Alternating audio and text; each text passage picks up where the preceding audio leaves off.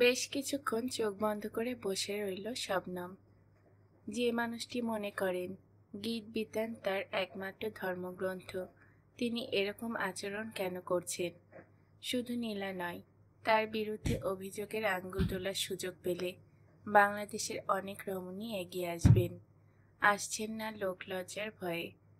অথচ শ্রমিক জনপ্রিয় ঔপন্যাসিক, পাঠিকাদের কাছে তার চাহিদা এত প্রবল যে প্রকাশকরা আগাম টাকা দিয়ে অপেক্ষা করেন একখানা বই পাওয়ার আশায়। অবশ্য শ্রমিক কি করছেন না করছেন তাতে তার কি এসে যায়? আগামীকাল অফিসে গিয়ে মিন্টু ভাইকে দরখাস্ত দিয়ে অনুরোধ করবে যাতে ঘরটি দ্রুত তাকে দেওয়া সম্ভব হয়। যদি কালই তিনি ব্যবস্থা করে দেন তাহলে তো খুবই ভালো হয়। তার এই যাওয়ার ব্যাপারটা শ্রমিক ভাইকে জানানো কর্তব্য। আর এখান থেকে চলে গেলে শ্রমিক ভাইয়ের সঙ্গে আকস্মিক দেখা হওয়া ছাড়া যোগাযোগের কোনো সম্ভাবনা নেই। সে লক্ষ্য করেছে শ্রমিক ভাই কোনো পত্রিকা অফিসে যান না, তাদের ওখানে তো নয়ই। মানুষ একটা স্তরে উঠে যাওয়ার পর তাকে ভিড়েই ভিড় জমে, তার কোথাও যাওয়ার প্রয়োজন হয় না। কথাটা মনে আসতেই চোখের সামনে একটা দৃশ্য ভেসে উঠল। মন কাড়া নীল আকাশের অনেক উঁচুতে একটা চিল ভেসে বেড়াতো। তার দিকে তাকিয়ে একসময় শবনমের মনে হতো কেউ যত উপরে উঠবে সে তত একা হয়ে যাবে। কিছুক্ষণ ভাবল শবনম, তারপর ঘড়ির দিকে তাকালো। শ্রমিক ভাই কি তার প্রতি সন্ধ্যার অনুষ্ঠান শুরু করে দিয়েছেন? দরজা খুলে বাইরে এলো শবনম। কিচেনের সামনে দাঁড়িয়েছিল করিম। জিজ্ঞাসা করল, আপনি কিছু বলবেন আপা? শ্রমিক ভাই কোথায়? তার ঘরে। একটু কথা বলতে চাই। করিমের মুখে অস্বস্তি ফুটল। সে ওপরের বন্ধ দরজার দিকে তাকালো। তারপর ধীরে ধীরে সেখানে পৌঁছে দরজায় আলতো চাপ দিল। 1.5 ইঞ্চি ফাঁক হলো দুটো পাল্লা। উকি দিল করিম। তারপর হাসি মুখে ফিরে এসে মাথা নেড়ে নিচু গলায় বলল, যান, দরজায় শব্দ করবেন, উনি ভেতরে যেতে বললে তারপরে আপনি যাবেন। শবনম এগিয়ে গিয়ে দরজার সামনে দাঁড়াতেই শুনতে পেল ভেতরে গান বাজছে। বসিয়ে আছো কেন আপন মনে, স্বার্থ নির্মাণ কি কারণে? চারিদিকে দেখো চাহি হৃদয় প্রসারী, ক্ষুদ্র দুঃখ সব তুচ্ছ মানি, প্রেম ভরিয়া লহ শূন্য জীবনে। দরজায় আলতো শব্দ করল শবনম। প্রথমবারে কোনো সাড়া পাওয়া গেল না, কিন্তু দ্বিতীয়বারে গানের আওয়াজ কমে গেল খানিকটা। শ্রমিকের গলা ভেসে এলো, কি হলো? গলার স্বরে প্রবল বিরক্তি। দরজা ঠেলল শবনম। আমি? ও, কি ব্যাপার? শ্রমিক সোফায় বসে ঘুরে তাকালো। কিছু কথা ছিল, নিচু গলায় বলল শবনম। শবনম কয়েক পা এগিয়ে এসে চেয়ারে বসল। সে লক্ষ্য করল শ্রমিকের সামনে মদের বোতল বা গ্লাস কিছু নেই। স্বস্তি পেল সে। শ্রমিক ভাই এখনো তার রুটিন অনুযায়ী পান শুরু করেননি জেনে শ্বাস ফেলল সে। কি বলতে চাও বলো? আমি অফিসের ওপরে একটা ঘর পাওয়ার আশ্বাস পেয়েছি, হয়তো আগামীকালই পেয়ে যাব, তাই আপনাকে জানালাম। শবনম বলল, ও ঠিক আছে, ভালোই, তোমার যাতায়াতের ঝামেলা কমে যাবে। বেশ নিরাসক্ত গলায় বলল শ্রমিক। শবনম তাকালো। যা বলার তা বলা হয়ে গেছে। গানটা তখনও বেজে চলেছে, আনন্দধারা বহিছে ভুবনে। সে বলল, যাই। দাঁড়াও। শবনম ফিরে তাকালো।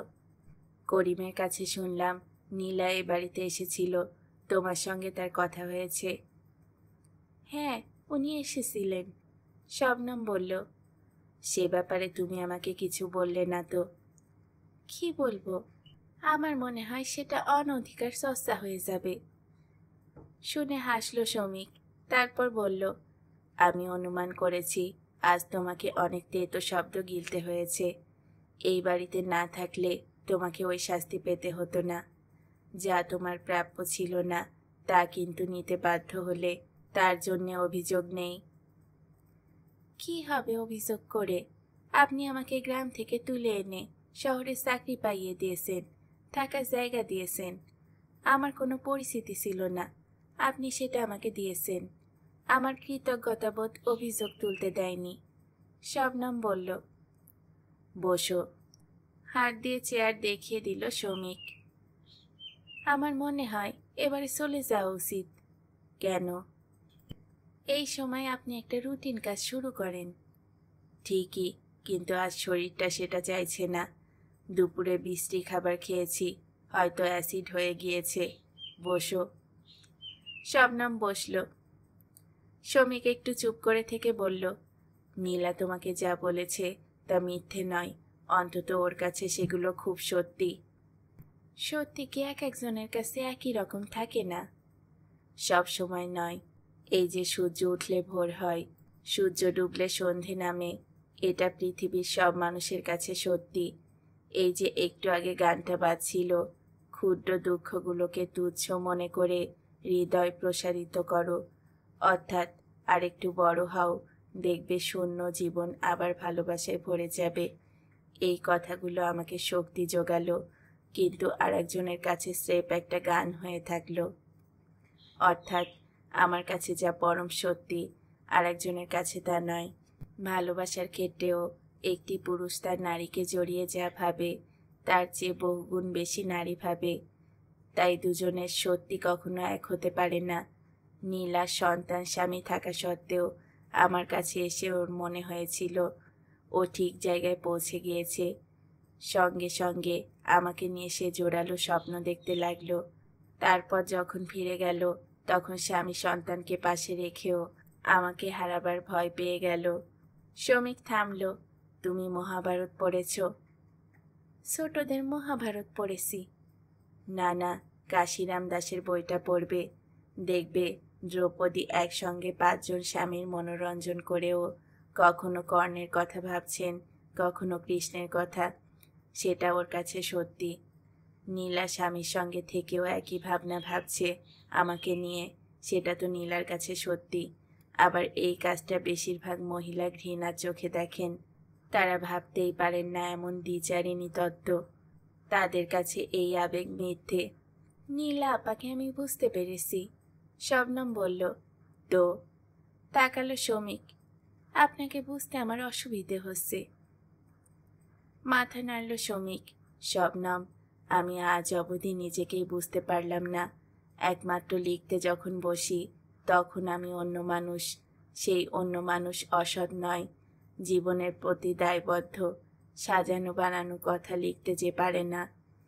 তার বাইরে আমি নিয়ম ছাড়া, কিন্তু বেলাল্লা পান্নায় অক্ষম। আমার কাছে যে নারী আত্মসমর্পণ করে এবং তাকে দেখে যদি আমার রক্তে উন্মাদনা আসে, তাহলে আমি সাড়া না দিয়ে পারি না। তুমি যদি একে লাম্পট্য বলো, তাহলে আমি আপত্তি করব। আমি তাদের পরিষ্কার বলি, আমাদের এই ভালোবাসাটা সম্পূর্ণ শারীরিক।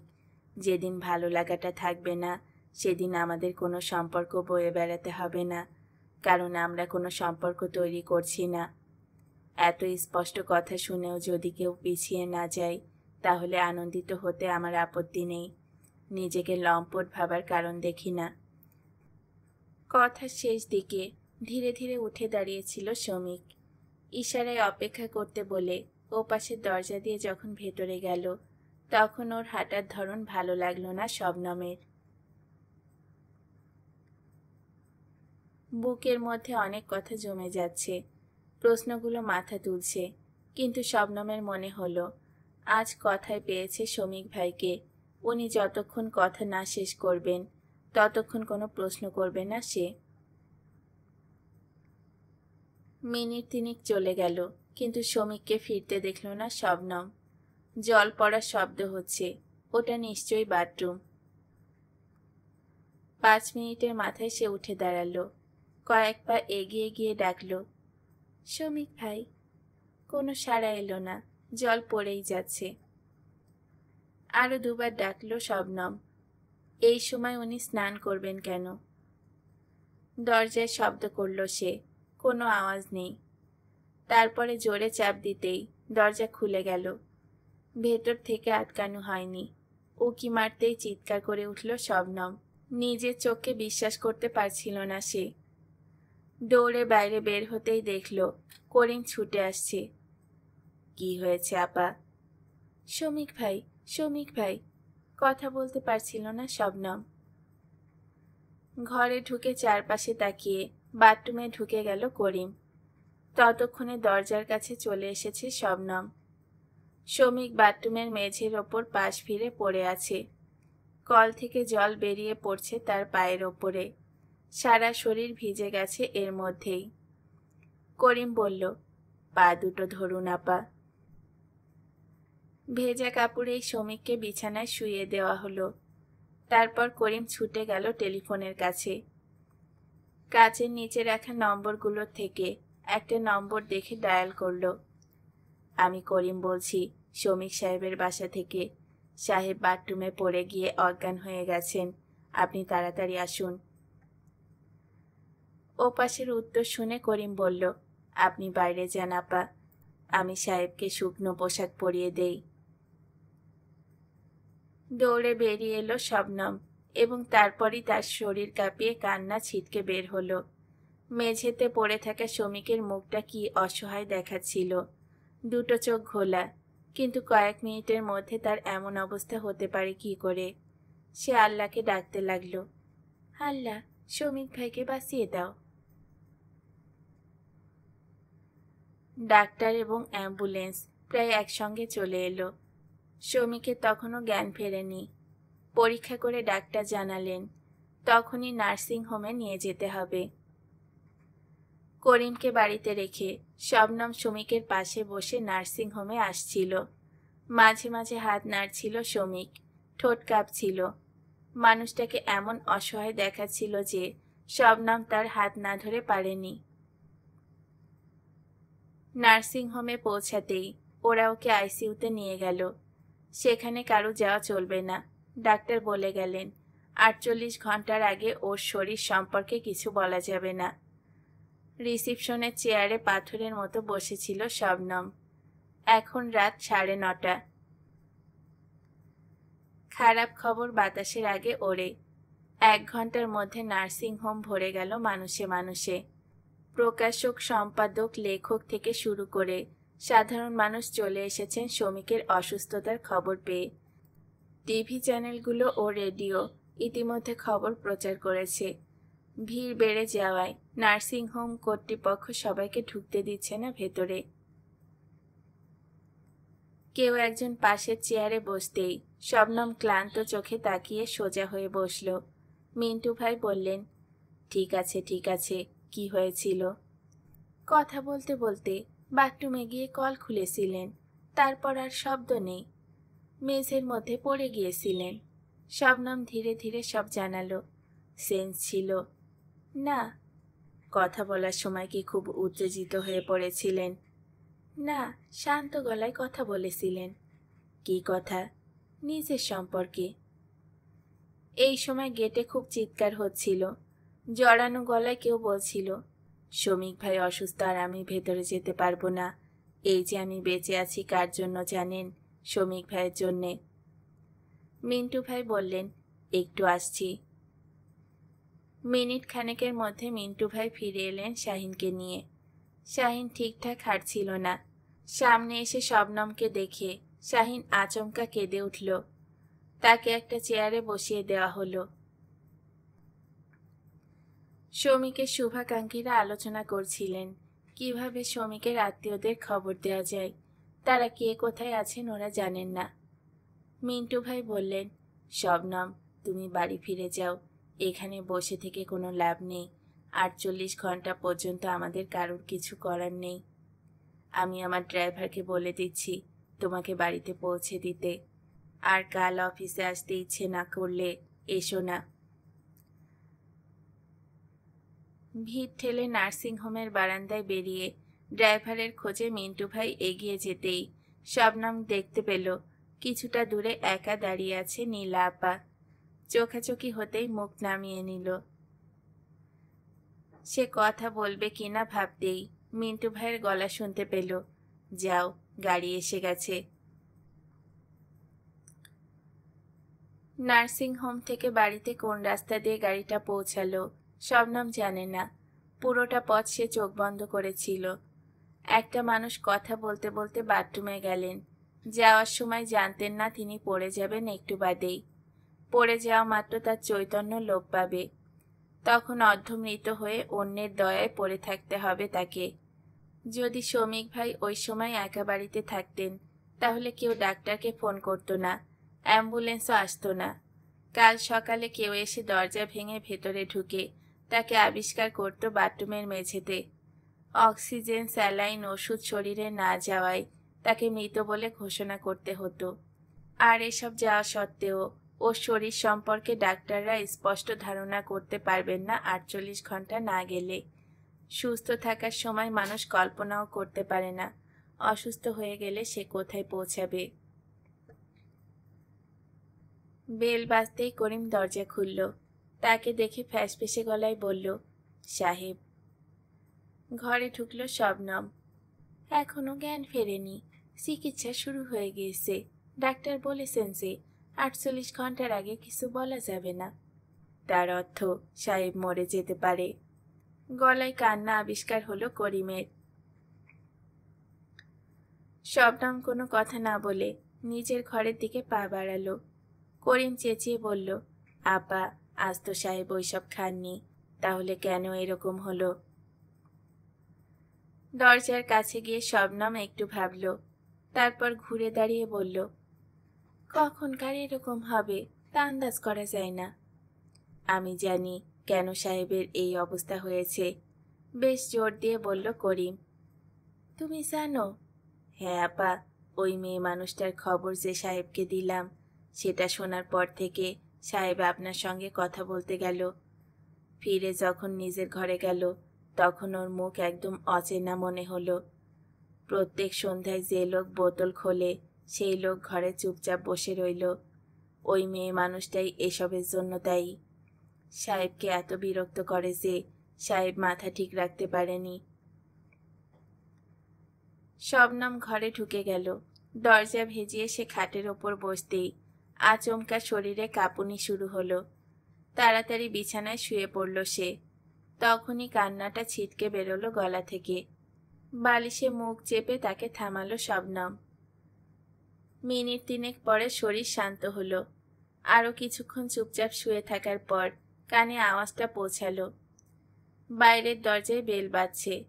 শ্রমিক পছন্দ করেন না বলে এই বাড়িতে সন্ধ্যার পর কেউ আসেন না।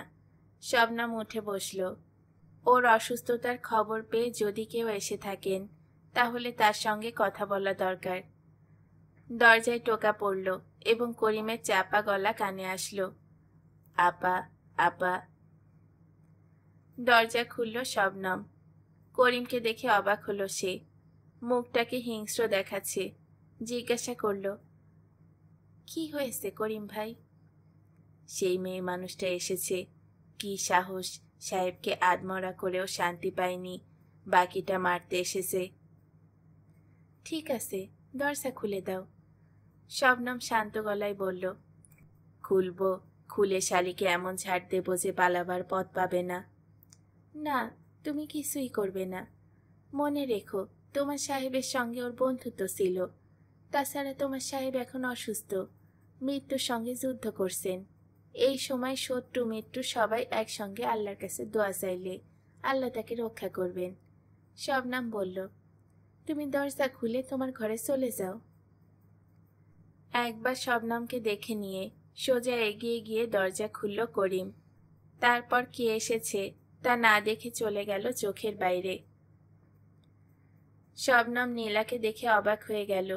ভয়ঙ্কর বিধ্বস্ত দেখাচ্ছে মহিলাকে।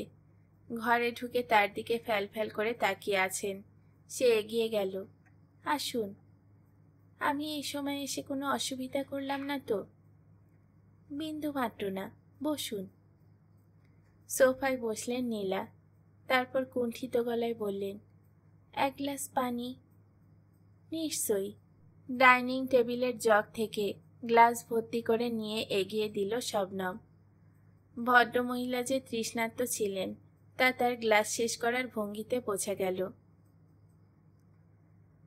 হাত থেকে গ্লাস নিয়ে টেবিলে রেখে শবনম জিজ্ঞাসা করল, আপনি কিভাবে খবরটা পেলেন? আপনাকে আমি নার্সিং হোমে দেখেছি। টিভিতে বলেছে, শুনেই নার্সিং হোমে ছুটেছিলাম। মুশকিল হলো ভেতরে যেতে না পারায় ওর শরীরের অবস্থার কোনো খবর পাইনি। এতক্ষণ দাঁড়িয়ে দাঁড়িয়ে শেষে একজন নার্সকে জিজ্ঞাসা করে জানতে পারলাম আইসিইউতে আছেন। নীলা দুহাতে মুখ ঢাকলেন, তার আঙ্গুল কাঁপছিল।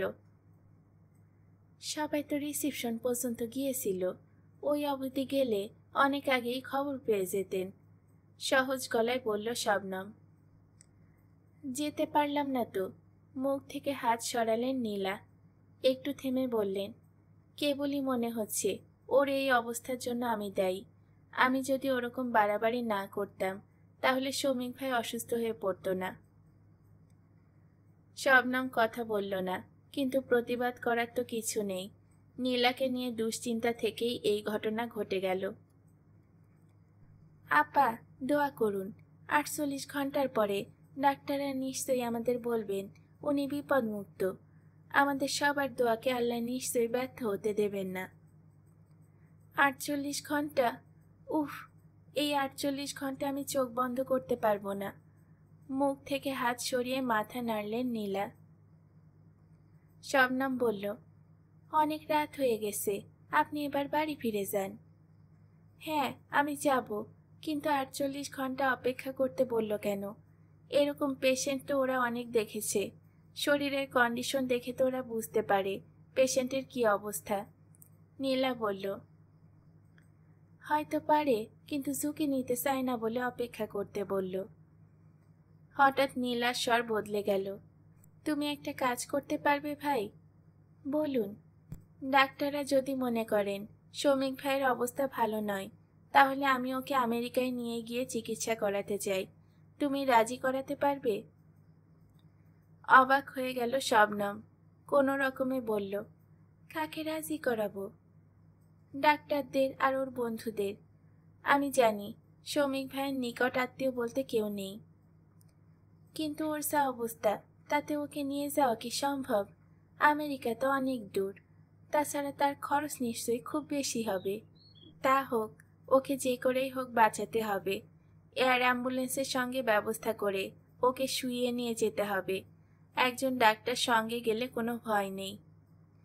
আপনি এসব খরচ একা পারবেন? আমি নার্সিং হোম থেকে বেরিয়ে আমার স্বামীর সঙ্গে কথা বলেছিলাম। ও বলেছে খরচের কথা চিন্তা না করতে। ঠিক আছে, আগে 48 ঘন্টা কাটুক, তারপরে বলবো। নীলা ব্যাগ থেকে এক টুকরো কাগজ বের করে দ্রুত লিখে বললেন, এটা আমার নম্বর। কি হচ্ছে না হচ্ছে আমাকে জানিও ভাই। দরজা পর্যন্ত এগিয়ে দিতে গিয়ে প্রশ্নটা না জিজ্ঞাসা করে পারল না শবনম। আপা, আপনি যে শৌমিক ভাইকে এতটা ভালোবাসেন তা আগে বুঝতে পারিনি। যদি ভালোই না বাসেন তাহলে ওরকম ব্যবহার করতেন কেন? নীলা শবনমের সামনে উল্টো মুখ করে দাঁড়িয়েছিলেন, ফিরে দেখলেন না। কয়েক সেকেন্ড ওইভাবে দাঁড়িয়ে দ্রুত নিচে নেমে গেলেন। পরদিন অফিস যাওয়া হলো না শবনমের। শৌমিক হাসপাতালে। করিমের পক্ষে বাড়ি ছেড়ে দুবেলা সেখানে যাওয়া সম্ভব নয়। সকাল সকাল বেরিয়ে নার্সিং হোমে গিয়ে শৌমিকের খবর নিয়ে অফিসে পৌঁছে যায় শবনম। সকালে তেমন ভিড় হয়নি, কিন্তু বেলা বাড়ার পর শৌমিকের খবর নিতে মানুষের ভিড় বাড়তে থাকে। দুপুরে মিন্টু ভাই শবনমকে ডেকে পাঠালেন তার ঘরে। বললেন, তোমাকে 3 দিন অফিসে আসতে হবে না। কেন? হক চকিয়ে গেল শবনম।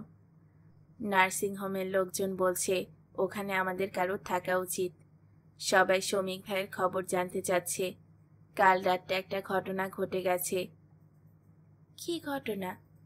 কিছু করার ছিল না বলে তুমি চলে যাওয়ার পরও আমরা ফিরে এসেছিলাম। শাহিন বলেছিল ও রাতটা ওখানেই থাকবে। আমরা চলে আসার পরে তার কষ্ট ভুলতে গিয়ে মদ খেয়ে ফিরে যায় নার্সিং হোমে। সেখানে পৌঁছে শৌমিক ভাইয়ের জন্য কান্নাকাটি শুরু করলে নার্সিং হোমের লোকজন অনেক বুঝিয়েও ঠান্ডা করতে পারে না। শৌমিক ভাই যে ওকে কত ভালোবাসতো তাই কেঁদে কেঁদে জানাতে থাকে। শেষ পর্যন্ত ওরা আমাকে খবর দেয়। আমি গিয়ে ওকে জোর করে তুলে নিয়ে আসি। মিন্টু ভাই হাসলেন। এখন সে কোথায়? সকালে ঘুম থেকে উঠে নিজের বাসায় চলে গেছে। মিন্টু ভাই বললেন, এরকম ঘটনা আর ঘটা উচিত নয়, তুমি বিকেল অবধি ওখানে থেকো। একটু দ্বিধা নিয়ে শবনম বলল, আমার আজ থেকে এখানে চলে আসার কথা ছিল। জায়গাটা থাকছে, শমিক ভাই সুস্থ হলে চলে এসো। নার্সিংহোমে পৌঁছে শবনম দেখল বেশ কিছু মানুষ বারান্দায় অপেক্ষা করছেন।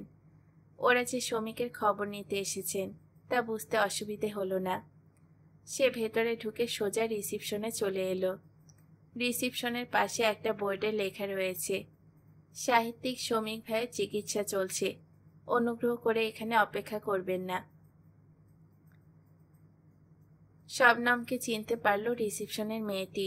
বলল, এত লোক আসছে যে আমরা সামলাতে পারছি না, বেশিরভাগই জানতে চাচ্ছেন বাঁচবেন কিনা। শবনম বলল, আমাকে নির্দেশ দেওয়া হয়েছে এখানে থাকতে, আপনারা চিন্তা করবেন না, আমি কথা বলবো। তারপর গলা নামিয়ে জিজ্ঞাসা করল, এখন কেমন আছেন উনি? রেসপন্স করেছেন, তার মানে আশাপ্রদ। গোটা দিন দর্শকদের সামলাতে হলো শবনমকে। শমিক কেমন আছে এই প্রশ্নের উত্তর দিতে হলো বারংবার। বিকেলের একটু আগে শাহিন এলো, উস্কো খুস্কো চুল। তাকে ভেতরে ঢুকতে দিচ্ছিল না দারোয়ান। সে খেপে গেল। আশ্চর্য, এখন তো কোনো সমস্যা নেই, আমি পান করে আসিনি, তাহলে ভেতরে যাব না কেন? শবনম দারোয়ানকে ইশারা করে বেরিয়ে এসে দাঁড়ালো শাহিনের সামনে। শাহিন সরল গলায় বলল, দেখো, এরা আমাকে ঢুকতে দিচ্ছে না। শবনম সরাসরি জিজ্ঞাসা করল, কাল রাত্রে এখানে এসে মাতলামি করা হয়েছে? আমার খুব কষ্ট হচ্ছিল, ওরা সেটাকে মাতলামি ভেবেছে। মিথ্যা কথা, নিজেকে স্তক দিয়ে কি লাভ হয়? আমি আর নিতে পারছিলাম না। এখন কেমন আছে ও? যখন ওর পাশে দাঁড়ানো জরুরি ছিল তখন নেশা করে চৈতন্য হারিয়ে এখন এই প্রশ্ন করার কোনো যুক্তি আছে? আমি ক্ষমা প্রার্থী। শাহিন চোখ তুলে বলল, এখনো 48 ঘন্টা কাটতে অনেক দেরি আছে। পকেট থেকে একটা কাগজ বের করে এগিয়ে দিল শাহিন। এটা শমিক ভাইয়ের বালিশের নিচে রেখে দিতে বলবেন। এটা কি? পড়ে দেখুন। ভাঁজ খুলল শবনম। গোটা গোটা অক্ষরে লেখা, বাংলা ভাষায় লিখি নাম, আমার মায়েরে আমি মাটি থেকে বুকে মোর তুলিয়া নিলাম।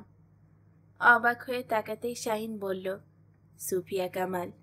বলেই হাসল। এই লাইনগুলো ওর আত্মাকে স্নিগ্ধ করবে। এতই যদি বোঝা হয় তাহলে ওসব গেলার কি দরকার? শমিক ভাইও তো গিলতেন, কিন্তু কখনোই মাতলামি করতেন না। ভেতরে চলে এলো শবনম। একটু দ্বিধা হচ্ছিল, কিন্তু সেটা অতিক্রম করল সে। রিসেপশনিস্টকে বলল, আচ্ছা, এই কাগজটাকে শমিক ভাইয়ের বালিশের নিচে রাখা সম্ভব? ভাঁজ করা কাগজটা হাতে নিয়ে রিসেপশনিস্ট বলল, এটা কি? তারপর নিজেই ভাঁজ খুলে পড়ল। অদ্ভুত অভিব্যক্তি ফুটে উঠল ওর মুখে। একটু গাঢ় গলায় বলল, ডাক্তার সাহেব যদি অনুমতি দেন তাহলে। শবনম সরে এলো। বিকেলে মিন্টু ভাইরা চলে এলেন। ডাক্তারের সঙ্গে কথা বলার পরে ওরা জানতে পারল অসুখটাকে যতটা কঠিন ভাবা হয়েছিল ততটা নয়। জানার পরে একটু স্বস্তির বাতাস তৈরি হলো। তবে 48 ঘন্টা শেষ না হওয়া পর্যন্ত শমিককে আইসিইউতে রাখা হবে।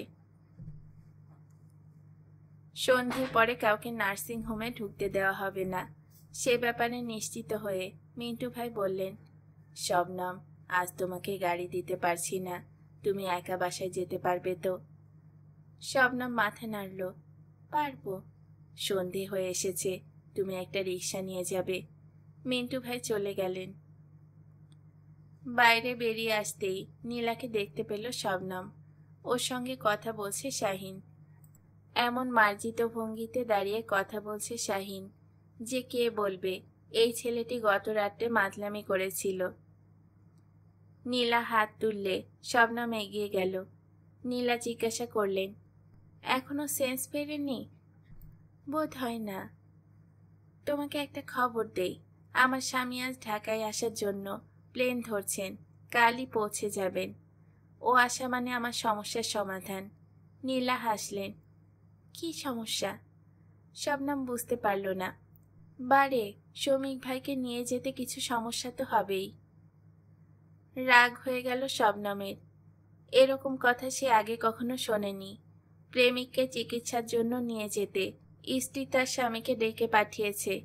সে বলল, তার দরকার হবে না, ডাক্তার বলেছেন শৌমিক ভাইয়ের শরীর দ্রুত উন্নতি করছে। কথা বলে দ্রুত হেঁটে নার্সিং হোমের বাইরে দাঁড়ানো সিএনজিতে উঠে বসে শবনম গম্ভীর গলায় বলল, চলুন ভাই,